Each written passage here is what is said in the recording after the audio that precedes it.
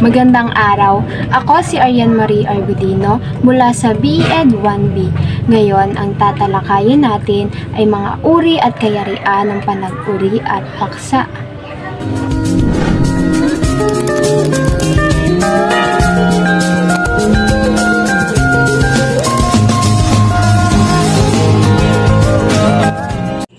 Panag-uri. Bahagi ng pangungusap na nagsasabi kung ano ang tungkol sa paksa. Halimbawa nito, ang bata ay naglalaro sa parke. Ang simuno ay ang bata dahil tumutukoy siya sa paksa at siya ay pinag-uusapan sa pangungusap. Ang panag-uri ay naglalaro dahil naglalarawan ito sa paksa at nagbibigay ng impormasyon ang nagsasabi tungkol sa simuno. Dumako naman tayo sa mga uri ng panag-uri. Una, panag-uring pandiwa. Ang panag-uring pandiwa ay nagpapahayag ng kilos o gawain ng isang simuno. Halimbawa, si Alex ay nagtatanim ng gulay.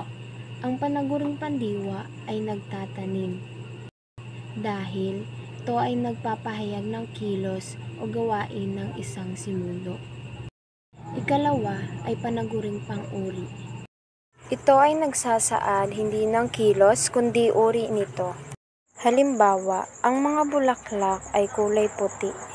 Dito, ang panag-uring pang-uri ay puti dahil ito ay nagsasaad ng iba't ibang uri ng kulay. Ang ikatlo naman ay panag-uring pangalan. Ito ay nagpapakilala o tumutukoy kung sino o ano ang nasa simuno. Halimbawa, ang mga tumutulong ay mga kalalakihan. Dito, ang panag-uring pangalan ay mga kalalakihan dahil sila ang tinutukoy sa pangungusap at sila ang simuno. Kaapat naman ay panag-uring panghalip.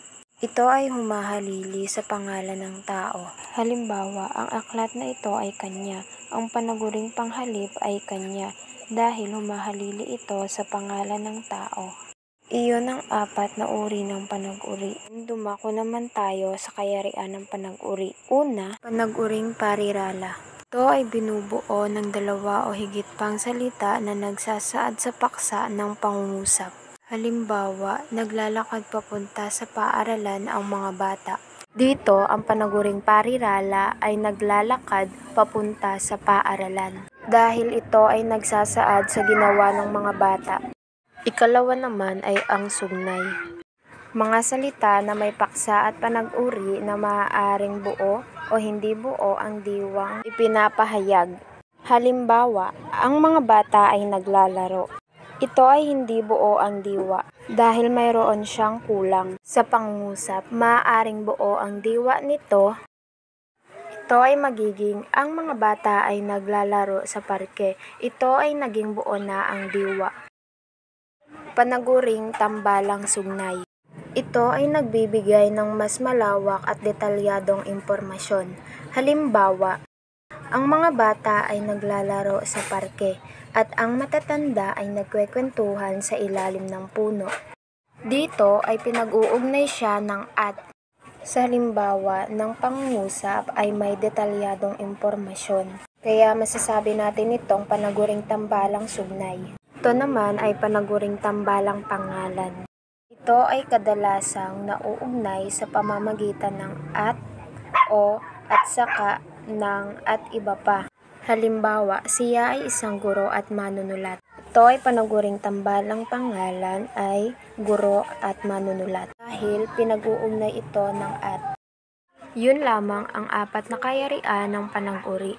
At dahil tapos na tayo sa uri at kayarian ng panag-uri, dumako naman tayo sa paksa at mga uri at kayarian nito. Ano nga ba ang paksa?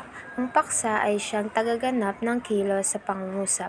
Ito rin ay sistema ng anumang usapan maging maliitan man o malakihang. Halimbawa, si Ana ay maganda.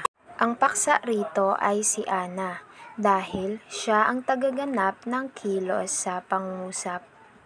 Uri ng paksa. Una, paksang pangalan. Ito ay gumaganap ng kilos o inalalarawan ng predikat. Sumusulat ng talambuhay ang pinuno. Ang paksang pangalan ay pinuno dahil siya ang pinag-uusapan sa pangungusap at siya rin ang paksa. Ito naman ay paksang panghalip, salita na pumapalit sa isang pangalan upang tumukoy sa paksa ng pangungusap. Halimbawa, sila ay gumagawa ng parol. Ang paksang panghalip dito, sila, dahil ito ay pumapalit sa pangalan. Ito ay naglalarawan sa paksa ng isang pangungusap. Halimbawa, hinahangaan ang matatalino. Ang paksang pang-uri ay matatalino dahil ito ay naglalarawan sa paksa. Ito naman ay paksang pang-abay. Naglalarawan kung paano, sino, kailan, saan o bakit naganap ang kilos sa ipinapahayag. Halimbawa, nag-aaral siyang mabuti dahil gusto niyang magtagumpay. Lalarawan kung bakit siya nag-aaral ng mabuti. Paksang pandiwa. Ito ay nagsasagawa ng kilos o naglalarawan sa estado ng paksa ng isang pangungusap. Nakakaaliw tingnan ang mga sumasayaw. Ang paksang pandiwa ay nakakaaliw tingnan dahil ito ay naglalarawan sa kilos ng paksa. Dumako naman tayo sa kayarian ng paksa. Paksang iisang salita. Ito ay ginagamitan ng isang pang-uri, pawatas, panghalip, pandiwa, at pangalan. Halimbawa, bibigyan ng seminar tungkol sa pagpaplano ng pamilya. Itong pangungusap na ito ay mayroong pangalan, pandiwa, panghalip, pang-abay, at pawatas. Tambalang salita. Ito ay salitang binubuo ng dalawang payak na salita na bumubuo ng panibagong salita. Halimbawa, balat sibuyas, na ang ibig sabihin ay madamdamin. Ito ay nakabuo ng panibagong salita. Sunod naman natin ay simunong tambalang parirala. Ito ay binubuo ng dalawa o higit pang pangalan na ipinagdudugtong sa isang pangatnig na at, o, ni, at iba pa. Halimbawa, ang hinggil sa lingwistika at sa kasaysayan ay hindi pa tinatalakay sa pulong. Ang simunong tambalang parirala ay lingwistika at sa kasaysayan dahil pinagdudugtong ito ng pangatnig na at. Ito naman ay simunong tambalang sugnay.